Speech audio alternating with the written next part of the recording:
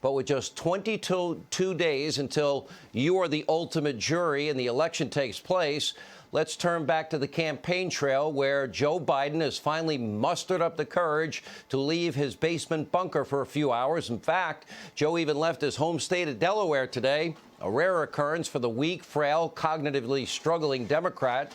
And needless to say, he was totally overwhelmed. At one point, he confused Robert Byrd with Ted Kennedy. At another point, Joe could not even remember Senator Mitt Romney's name, referring to him as that Mormon. Watch this.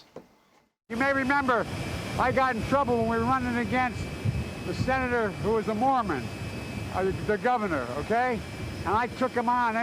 No one's face should be questioned. The Mormon guy, the Mormon. Hold these truths to be something all men are created equal, doubt by the thing, whatever, the thing, God, the creator of everything. So that's how Biden's day began, and it only got worse from there. Mr. Joe 30330 once again struggling to literally completely promote a campaign website. And by the way, maybe somebody on his staff might want to remind the ever-forgetful Joe that he's running for president. He's not running for senator. Keeps forgetting. Forgets the day of the week. Forgets what office he's running for. He's running for president, not senator. Somebody remind him. Take a look. You know, we have to come together. That's why I'm running. I'm running as a proud Democrat for the Senate. So vote! Vote! Visit iwill.com/Ohio. God bless you. Can somebody tell Joe, by the way, it's not a real website, and Joe, you're running for president, not senator. And by the way, that senator, the Mormon guy, is Mitt Romney, not some Mormon governor.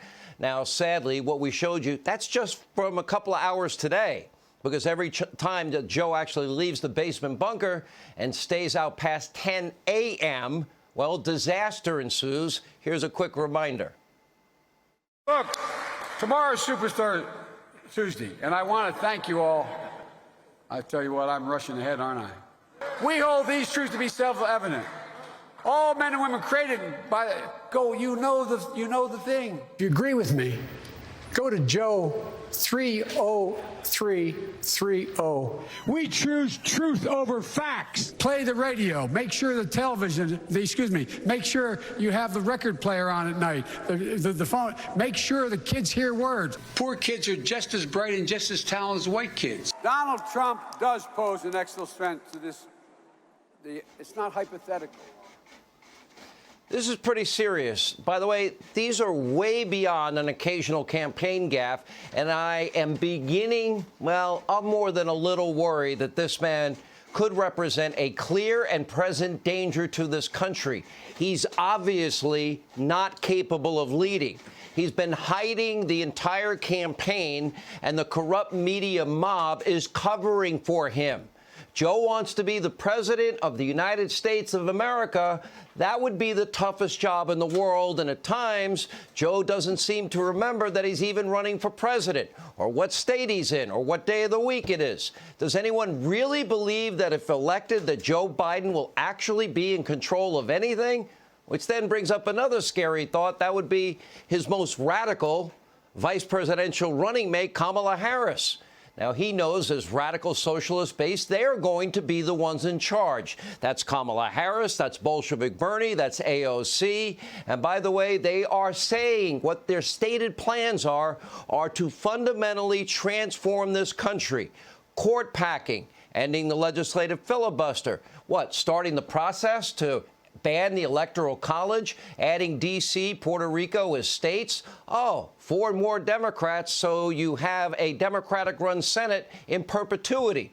It would be the biggest power grab in the history of the country. Then they want open borders. Why? They hope all the 11, 15 million people that get amnesty, they're hoping that they will vote Democrat. According to Chuck Schumer, he said it. Everything is on the table. Now at least one emboldened far-left activist group, they've even posted online a guide on how to disrupt and shut down this entire country by force if the 2020 race is too close to call. We'll have more on that coming up in a special report. But first, here is what President Trump had to say about his struggling Democratic opponent and his radical base. Take a look. Sleepy Joe Biden, not a nice guy, by the way, I have to be honest, not a nice guy. You know, people say, oh, he's such a nice guy. He had a very bad day today. He had a very bad day. You saw what happened. If I ever had a day like he had today, they'd say it's over. It's over.